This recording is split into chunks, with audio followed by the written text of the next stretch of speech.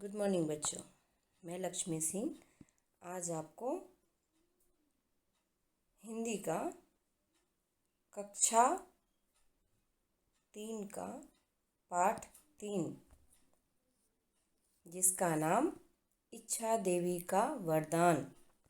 इच्छा देवी जो मन की इच्छा पूरी करे। वरदान मीन्स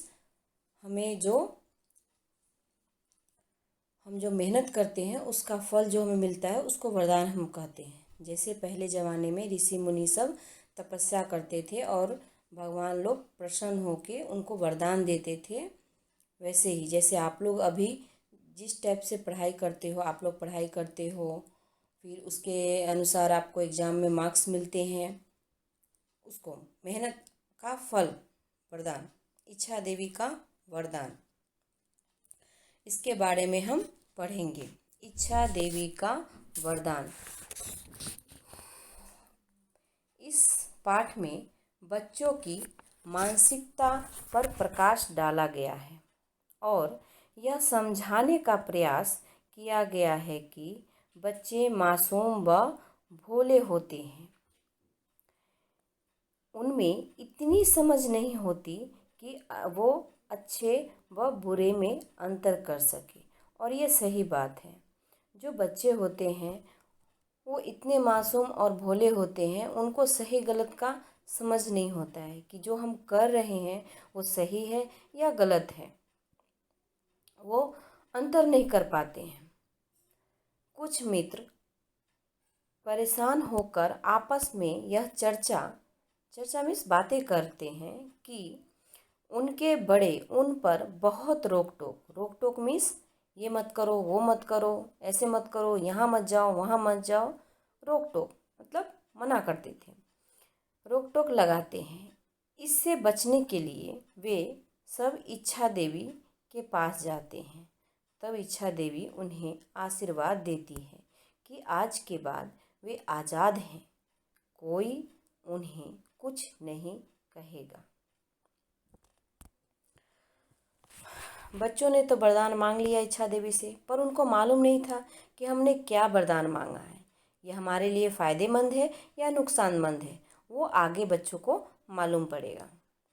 बड़ों के कुछ न कहने पर बच्चों की आदतें, स्वभाव, स्वास्थ्य सब कुछ बिगड़ने लगता है। तब वे फिर परेशान होकर इच्छा देवी से वरदान वापस लेने के लिए कहते हैं। वे बड़ों के आदेश के अनुसार कार्य करके अच्छे बच्चे बनना चाहते हैं। उन्हें अपनी भूल का ज्ञान हो जाता है कि ये जो हमने वरदान मांगा है कि बड़े हमें टोके नहीं, रोक टोक नहीं करे, वो उनको लगता है बच्चों को कि ये वरदान हमने गलत मांगा है। इसीलिए वो इच्छा देवी के पास जाते हैं और अपना वरदान वापस लेने के कहते हैं। इच्छा देवी उनसे वरदान वापस लेती है और बच्चे प्रसन्न हो जाते हैं। प्रस्तुत पाठ एक नाटक की तरह है।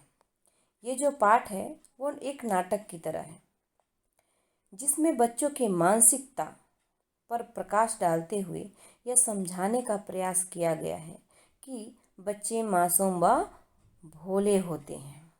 पहला दृश्य। पहले नाटक में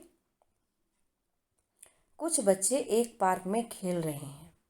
2-4 जो बच्चे हैं वो पार्क में खेल रहे हैं। सबके चेहरे पर उदासी व परेशानी है और आपस में बातें कर रहे हैं। उसमें से एक बच्चे का नाम राहुल है।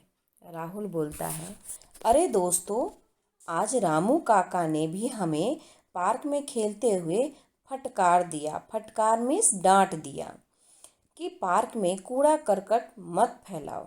ये तो रामू काका ने सही बोला कि जहाँ हम खेलते हैं वहाँ तो हमें साफ़ सुथरा रखना चाहिए ना।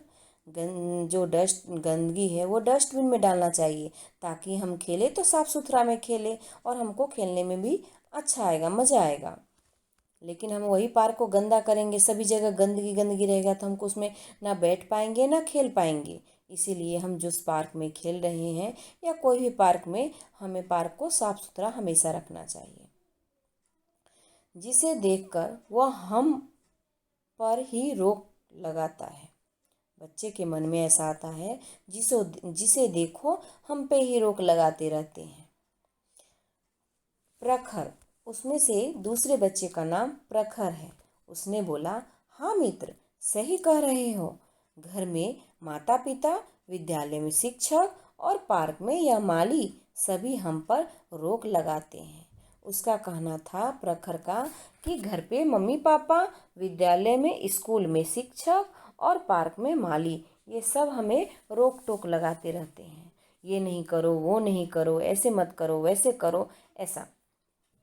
अब उसमें तीसरी जो थी वो लड़की थी, उसका नाम सोनल था। वो बोलती है, मैं भी यही कहने वाली थी कि घर के सब बड़े हमें उनकी आज्ञा का पालन करने के लिए कहते हैं।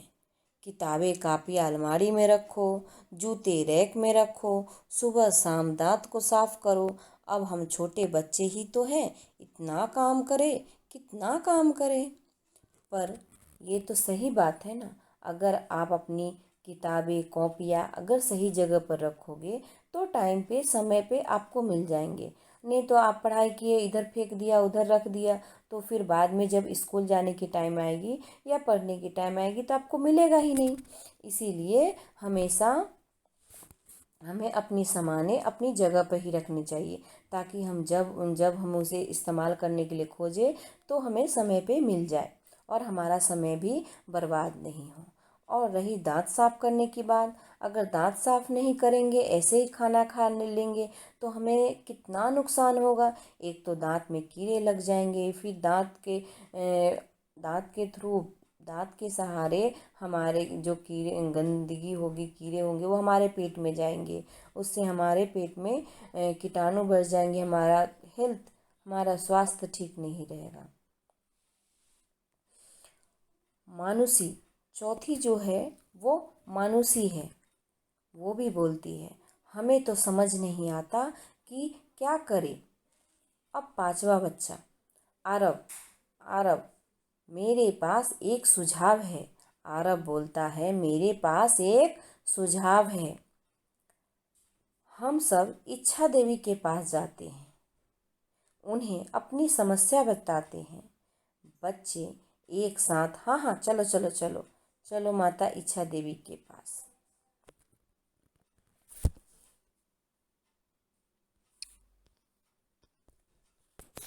दूसरा दृश्य होता है, इच्छा देवी अचानक से प्रकट हो जाती है। प्रकट मीन्स सामने आ जाती है। इच्छा देवी, अरे आप सब बच्चे क्यों उदास हैं? इच्छा देवी ने पूछा, अरे आप सब बच्चे क्यों उदास हैं? क्या तुम्हें कोई परेशानी है? राहुल बोला, देवी जी, हाँ, हम सब बहुत परेशान हैं। सब बड़े हमें आज्ञा और आदेश देते रहते हैं। हम सब तो अपनी मर्जी से काम करना चाहते हैं। हाँ, आप हमें कुछ ऐसा वरदान दें कि हम अपनी मनमानी कर सकें। बच्चों ने इच्छा देवी से अपनी मनमानी का बात रखा कि हमें ये वरदान, मनमानी का वरदान हमें दे। सब बच्चे एक साथ बोलते हैं, हाँ हाँ हाँ हाँ हाँ देवी, कृपया करके मनमानी का वरदान दे दो। इच्छा देवी, आवश्यक, मैं तुम्हें मनमानी करने का वरदान दे सकती हूँ। कोई तुम पर हुक्म नहीं चलाएगा। इच्छा देवी ने बच्चों को वरदान, मनमानी का वरदान दे दिया।